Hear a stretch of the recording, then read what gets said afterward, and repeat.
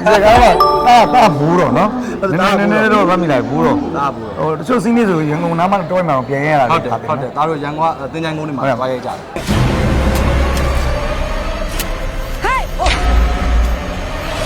နင်တို့ကအသက်ရှိတဲ့သူတွေကိုဒုက္ခပေးတာအားမရလို့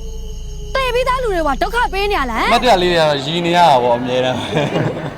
အမြဲတမ်းရည်နေရတာပါဒီကဥက္ကလိုင်းတော့တီကွန်းတော့ကိုတက်လက်တော့ဆိုတော့ချိန်လုံးရည်နေရအဲ့တော့ကလေနော်အတိကပူတော့အချင်းစားတယ်မှတ်မိဘူးအချင်းနေတုတ်တုတ်ကြွေးဟုတ်တယ်ဟုတ်တယ်နော်ခုမှဇက်ရည်လဲကြဟုတ်တယ်အသက်ကကြီးလာပြီကျွန်တော်ပဲတားပါကြီးလာတာအသက်ပဲကြော်ပြီးရင်စီဒီကြော်စီဒီပြန်စစ်ထုတ်ရမ်းမိုက်တယ်ရမ်းမိုက်ဥက္ကလိုင်းတို့ချက်တဲ့ဟင်းနေလေတားစားရတယ်သမင်းစားတယ်စားဖြစ်တယ်နော်စားတယ်ရှင်ဒီမှာကျတော့လူလဲစုစားကြတာဟုတ်အဲ့တော့ကဝတ်သားလားချက်သားလားမသိဘူးဝတ်သားအရမ်းမိုက်တယ်သမီးစားချင်တာအိမ်လိုက်ချက်ပေးရမှာရဟိုရှိတယ်အိမ်လိုက်ချက်တဲ့ဟိုရှိတယ်အဲ့ဒီကတော့ရှိရဲ့ရုပ်ဒီနဲ့ဟောစားလာလို့နေရတာအောင်မဲငါအပိုင်လဲလာသေးတယ်ငါ့ကိုလဲစော်ကားသေးတယ်ငါအကြောင်းကောင်းကောင်းသိစေရမယ်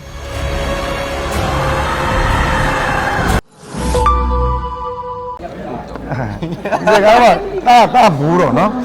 နည်းနည်းတော့ဗမ်းမိလိုက်ဘူးတော့တာဘူးဟိုတချို့စီးနေဆိုရန်ကုန်နားမှာတော့မှပြန်ရတာဟုတ်တယ်သားတို့ရန်ကုန်ကတင်ချိုင်းကုန်းတွေမှာသွားရိုက်ကြတယ်ဟုတ်တင်ချိုင်းကုန်းဟုတ်တယ်ဟုတ်တယ်ဘယ်ကြီးကိုဘလို့ပညာပြခဲ့တယ်ပညာပြရတယ်ဆိုတာဒီကလိုင်းတော့ပဲကျွန်တော်ဟိုပေါ့လုပ်လို့ရအောင်လို့ support ပေးတာပါဟုတ်ခုတော့မောကြည့်နေရနော် try shot လိုက်မယ်ကိုရီးယားအရက်ကိုခြွေတာထားတာဥက္ကလာရုပ်ချီပြီးဖြေလိုက်ဒီကောင်းကိုဥက္ကလာတိတ်မရှေ့ကောင်းကိုယုံနဲ့တင်ပြီးသွားရဲဆိုတော့ဟုတ်ဒီကောင်နဲ့80နောက်စင်နှစ်ကားတွေတက်တာပကံမှာရိုက်တာနော်ဟုတ်တယ်တူနိုင်ကိုနိုင်ဆိုဝက်ကလေးနဲ့ကအဲ့ကားပြီးတော့ဒီကားရိုက်တာပဲဒီကောင်းကိုနည်းနည်းလေးမကြည့်ရသေးဘူးဆိုတော့နည်းနည်းသိမမှတ်မိဖြစ်နေဟုတ်အဲ့တော့ဘာဖြစ်ဖြစ်ပေါ့နှစ်ယောက်ဆုံးတယ်အမှတ်တရလေးတော့လေးရှိအမှတ်တရလေးတွေကတော့ရည်နေရတာပေါ့အမြဲတမ်းအမြဲတမ်းရည်နေရတာပါဒီကဥက္ကလိုင်းတော့တီကွန်းတော့ကိုတက်လက်တော့ဆိုတော့ချိန်လုံးရည်နေရအဲ့တော့ကလေနော်အတိကပူတော့အချင်းစားတယ်မှတ်မိဘူးအချင်းနေတုတ်တုတ်ကြွေးဟုတ်တယ်ဟုတ်တယ်ခုမှဇက်ရည်လဲကြဟုတ်တယ်လဲပြောက်ခေါ်နေဟုတ်တယ်အသက်ကကြီးလာပြီကျွန်တော်ပဲတားပါကြီးလာတာအသက်ပဲသမီးတော့ပါကြီးလာဟာအဲ့ဒီရတယ်ကိုရောဆိုပါကြီးလာပုံကြီးလာနော်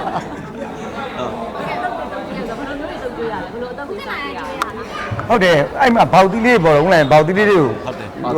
ခွဲပြီးတော့ strawberry နဲ့ဘောက်သီးနဲ့နော်မမေကစားတာတုတ်ကြည့်ရဟာအရမ်းမိုက်တာအတွေ့တာနဲ့ဦးလိုင်းတော့တုတ်သေးဘူးလားဒီနေ့မတုတ်ဘူးလားဟုတ်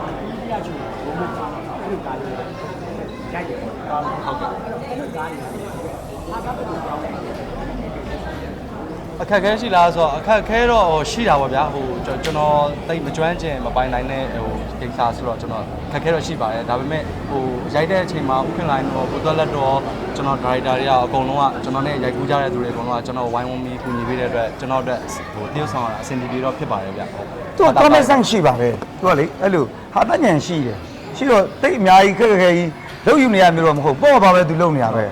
အဆင်ပြေပါတယ်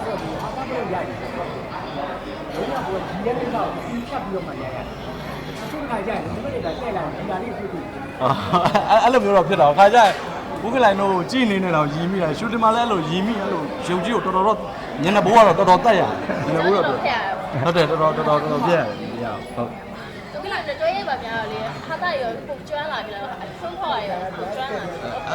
အဲ့လိုမျိုးတော့မကျွမ်းသေးပါဘူးဥက္ကလိုင်းတို့ကတော့ဟိုဘယ်လိုပြောမလဲကျွန်တော်လည်းအများနဲ့ဥက္ကလိုင်းနဲ့တွေ့တိုင်းနဲ့မေးပြပါတယ်ဥက္ကလိုင်းတားခွန်းပြောလို့ရှိရင်တခွန်းဟာတာဥက္ကလိုင်းကြံပြောနိုင်အောင်ဆိုတော့ဥက္ကလိုင်းလည်းရှင်းပြပါတယ်ကျွန်တော်ကိုယ်တိုင်လည်းဥက္ကလိုင်းစီကလည်းတင်ယူပြပါတယ်ဗျဟာတာနဲ့ပတ်သက်ပြီးတော့လေဟုတ်ဆိုတော့ခုနကပြောနေတယ်ပေါ့နော်ဥက္ကလိုင်းကလည်းတုတ်ကျွေးဆိုတီကုန်းအောင်ဘာလို့ကျွေးတာလေးရှိတယ်တီကွန်းကသူကလိုက်စားနေရပဲဆိုတီကွန်းကမုတ်တွေဝယ်လာပါတယ်ညဘက်ကျအဲ့ကြောင့်ပါလေခောက်ဆွဲကြော်နော်ဟုတ်တယ်ဒါလည်းတို့ပါလေပွင့်ကြီးခောက်ဆွဲကြော်ဟုတ်တယ်ပွင့်ကြီးခောက်ဆွဲဟုတ်တယ်စားတော့ကိုမမေရစားတော့ကိုရဲကတော့ဟင်းချက်ရမ်းတော်ရနော်အိမ်မှာလည်းထောက်ဦးကြီးချက်လိုက်ပါလေသူရပြော ဒီနေ့မနေ့တော့မှမော်ဘီမှာဘုလိုင်းရပကြီးဆရာကြီးတယောက်မော်ဘီ channel မှာဖရားတဲ့တော့ပကြီးဆရာကြီးမြန်မာမှုလေးဆရာကြီးစုံးတာသူကပြေမှာပြန်ဆုံးတာပါဒါနဲ့ဦးစင်လိုက်ချမှာပဲသူစိတ်ဆွဲနေတော့ဒီနေ့သူ့ကိုရက်လေလေးစွန့်သွတ်ပေးတာပေါ့ဆိုတော့မနေ့ကညတညလုံးဘုလိုင်းမောကအချိန်30တယောက်တည်းချက်တယ်ဘုလိုင်းချက်ပျော်တယ်ကောင်းတယ်ရမ်းမိုက်တယ်ရမ်းမိုက်ဥက္ကလိုင်းတို့ချက်တဲ့ဟင်းနေလေတားစားတယ်အမင်းစားတယ်စားဖြစ်တယ်နော်စားတယ် ချစ်တယ်မှာကျတော့လူလဲစုစားကြတာဟုတ်ရမ်းမိုက်တယ်အဲ့တော့ကဝတ်သားလားကြက်သားလားမသိဘူးဝတ်သားအရမ်းမိုက်တယ်အဖြူတယ်လေ ဘယ်နော်အဲ့ ကဲဟုတ်ပြီနော်ဟုတ်တယ်လာတော့ဘရော တမီးစားချင်တာအိမ်လိုက်ချက်ပေးရမှာ ရဟောရှိတယ်အိမ်လိုက်ချက်တဲ့ဟောရှိတယ် အဲ့ဒီညတော့ရှိရဲ့โอเค ခဏလေးပါနော်ဟုတ်ကဲ့ပါဗျာ